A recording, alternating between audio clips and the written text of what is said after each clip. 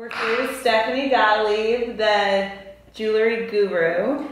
We get a lot of feedback from you guys that you want to know what jewelry to purchase for yourself, for each other, you know, what to buy for different occasions and at different price points. So we're going to the source of it all. Very dear friend to Something Navy, Stephanie Gottlieb. Hi guys.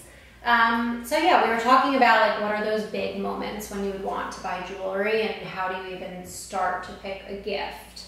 I always like to start with a price point just because that kind of guides your options, but the best thing about our selection is that we really do have like a low and a high option. With buying jewelry, I would say you're starting at around $200. Like that's really going to be an introductory level price point.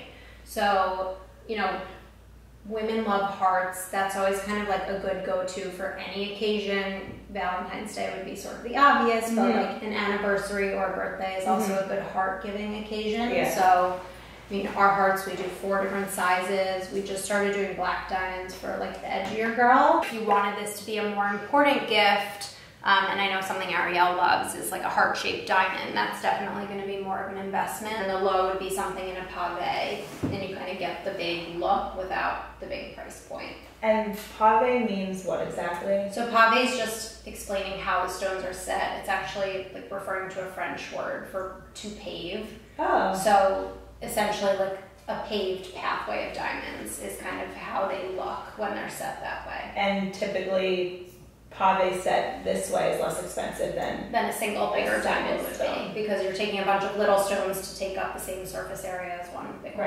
Right. I love that necklace. What are the price points here? $390 up through $2,100. So I know graduation just passed. That's always like a big gift. And people put a lot of thought into that because it's sort of this like big moment in your life, and you want something that you can remember that moment and accomplishment by, like the, you know, shoot for the stars concept. So we actually do a lot of star gifts for graduation. Like our pave huggy with a little star on top is a great kind of go-to. And also like anything classic. So, you know, a classic diamond bangle. These are usually like your first serious jewelry piece. You're going to be wearing this to work, so it has to feel like appropriate to your new life. I feel like it's common to hear 30-year-olds say, oh, I got this when I graduated high school. Exactly. Something like really nice, an investment piece. Speaking of 30-year-olds, I'm turning 30 on Saturday. What should Tyler get me? Well, Tyler watching. I mean, you know, I love like the classic tennis bracelet. I already said that. Yes. And I think that is a great staple because that's like a timeless piece. It's something a 30-year-old wears. It's something a 50-year-old wears. I also think you could do something in like a beautiful signet ring or stack pieces. Like once you start with stack bands, this becomes like the best add-on gift for the rest of your life. So like 30, 35, 40, like mark all of your big moments with a stack band, and then you kind of have a ring for every big celebration. Another big one is the push gift.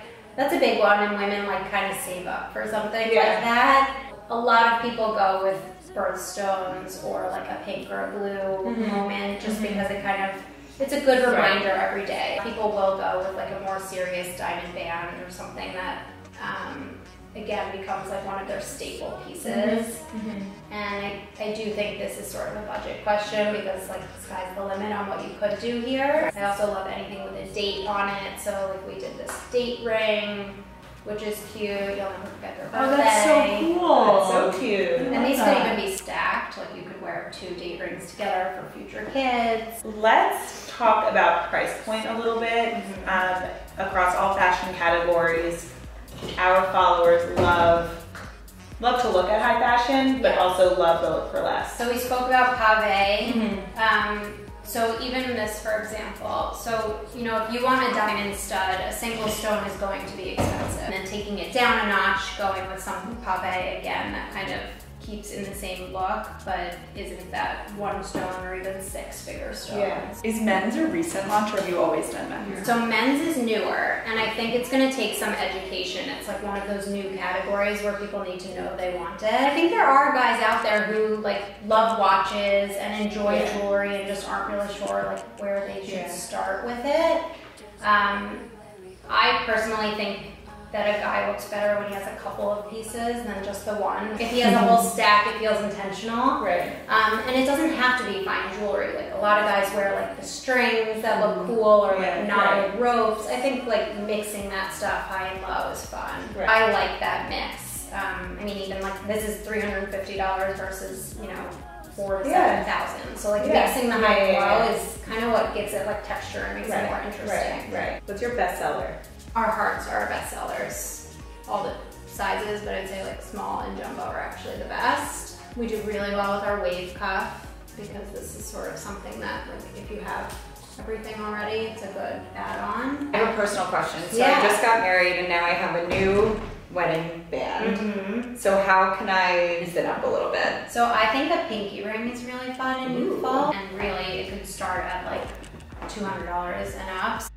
I try and stick to the dainty like layering pieces. Yeah. And with necklaces, I always find that it's easy because I keep them on all day. Like I never take my earrings out, my necklaces. Yeah. But with bracelets and rings, I find that after a week or two, I just can't handle it and I never put it back on. A good hack if you have like a bunch of these little chain bracelets is if you clasp them together That was my next question. and then rack them, you only have to do one clasp That's at night. smart. When you're in and out of the ocean, suntan lotion, all those things, how, like, what are best practices to not ruin all of your jewelry? Good question. So you should always keep like a little pouch in your bag so that valuables go in there and you know where you're gonna find them. Really, you should try and avoid lotions because it's just gonna like gunk up the diamonds and make them look awful. You can be clean, it's not really damaging them, just they're not gonna look good and they won't shine. The ocean is fine. You should really always rinse off because the salt, like the same way it dries out your skin, like you just don't want it drying on your diamonds and like you'll see watermarks if you don't kind of dry them when you get out of the pool. Anything that's semi-precious can be porous, so like turquoise or opal, like these stones can sort of absorb chemicals and things like that, so you want to avoid salt water and things like that, which can damage those stones. Thanks for walking us through all of our questions. If you guys have more questions for Steph, leave them in the comments so we can be sure to answer them. Thanks, guys.